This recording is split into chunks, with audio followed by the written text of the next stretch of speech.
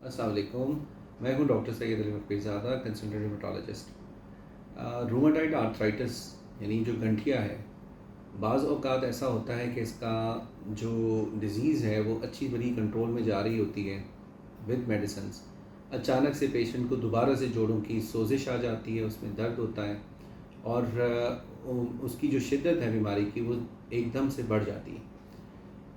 इस शिद्दत का बढ़ना अचानक से, इसको हम फ्लेयर कहते हैं। तो डिज़ीज़ जो है फ्लेयर अप हो जाती है, या डिज़ीज़ एक्टिविटी, दूसरे लफ्ज़ों में डिज़ीज़ एक्टिविटी जो है, जो कि क्विसेंट हुई हुई थी, खामोश थी, वो एकदम से जाग कर पेशेंट को दर्द की सूरत में, स्वेलिंग की सूरत में वापस आ जाती है। इसको हम फ्लेयर कहते हैं या हाई डिज़ीज़ एक्टिविटी कहते हैं। तो ये क्यों होती है? तो मरीज़ जो हैं वो अक्सर औक़ात बिल्कुल ठीक चल रहे होते हैं, अचानक से इस प्रॉब्लम के साथ हमारे पास आते हैं और फिर हमसे वो सवाल करते हैं कि डॉक्टर साहब ये बीमारी अच्छी भली ठीक हो गई थी, अब ये दोबारा से क्यों हो गई?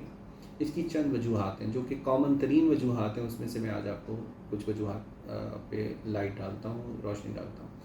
नंबर एक तो ये है कि दवाइयाँ जो हैं वो पेशेंट की बीमारी को कंट्रोल कर लेती हैं और पेशेंट जो है लॉस टू फॉलोअप हो जाता है, आना बंद कर देता है, और जब वो किसी और डॉक्टर के पास जाता है तो वो ऑल ऑफ सडन उनकी दवाइयाँ जो है छुटवा देता है।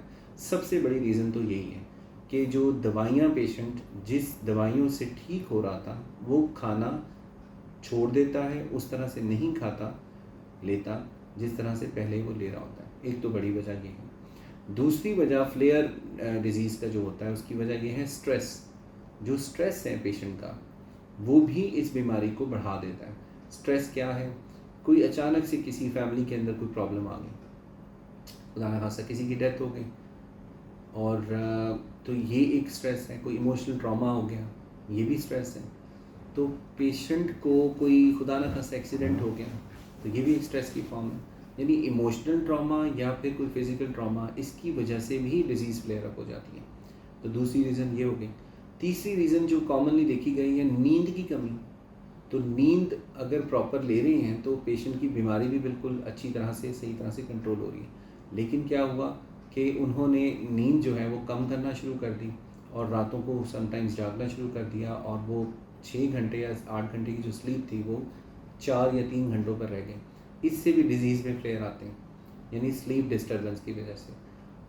इसी तरह से जो फ्लेयर अप की दूसरी बल्कि कुछ और वजूहात में से एक वजह ये भी है कि पेशेंट को कोई इन्फेक्शन हो जाता है। इन्फेक्शन, गले की ख़राबी, पेशाब की इन्फेक्शन, पेट की ख़राबी, इन इन इन जो सिस्टम्स के इन्फेक्शन यानी जीआईटी रिलेटेड, रेस्पिरेटरी रिलेटेड या यूरिनरी ट्रैक्ट रिलेटेड इन्फेक्शंस आ गए, तो इससे भी फ्लेयर अप हो सकती है बीमारी। अच्छा, जो एक बड़ी ही इम्पॉर्टेंट वजह है जिसको काफ़ी सारे मरीज़ जो हैं वो समझ रहे होते हैं कि वो सही कर रहे हैं, लेकिन वो सही नहीं होती, वो है खुराक की तब्दीली। खुराक जो है वो अगर पेशेंट जो है, जिसमें हम अक्सर पेशेंट को गाइड करते हैं कि वो तली हुई चीज़ें हैं, बेकरी आइटम्स हैं, कोल्ड ड्रिंक्स हैं, या चावलों का ज़्यादा इस्तेमाल है समटाइम्स, या ये जो प्रिजर्व्ड चीज़ें होती हैं कैन्स के अंदर, या ये बर्गर, बोतलें और चिप्स, इनका या ऑयली मटेरियल जो है वो ज़्यादा इस्तेमाल करना शुरू कर देते हैं।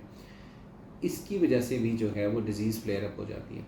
ये तो वो लिस्ट है जो कॉमनली हम देखते हैं, लेकिन इसके अलावा भी बहुत सारी लिस्ट में ग़िज़ाएँ मौजूद हैं जो कि पेशेंट को समटाइम्स खुद भी पता होता है कि वो अजीब बड़ा गोश्त खाता है तो उससे बीमारी बढ़ जाती है।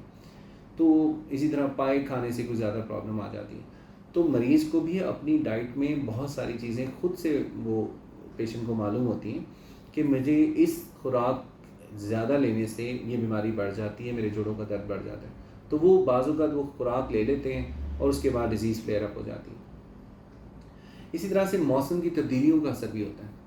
जैसे किसी को अचानक से, वो पेशेंट एक मुनासिब माहौल के अंदर अपने एक टेम्परेचर के अंदर रह रहा था और वो अचानक से किसी ऐसे इलाके में चला गया जहाँ बहुत ज़्यादा सर्दी है या बहुत ज़्यादा गर्मी है, तो मौसम की फ्लक्चुएशन अचानक से होती हैं, तो उससे भी जो है डिज़ीज़ फ्लेयर अप कर सकती है। अब मैं मुख्तसरन आपको बताऊं कि ये इसके अलावा भी बहुत सारी रीज़न्स हैं, लेकिन कॉमनली जो मेरे पास मरीज़ आते हैं उनमें से यूजुअली जो मैंने आपको लिस्ट बताई है, इनमें से कोई वजह होती है जिससे डिज़ीज़ फ्लेयर अप कर जाती है।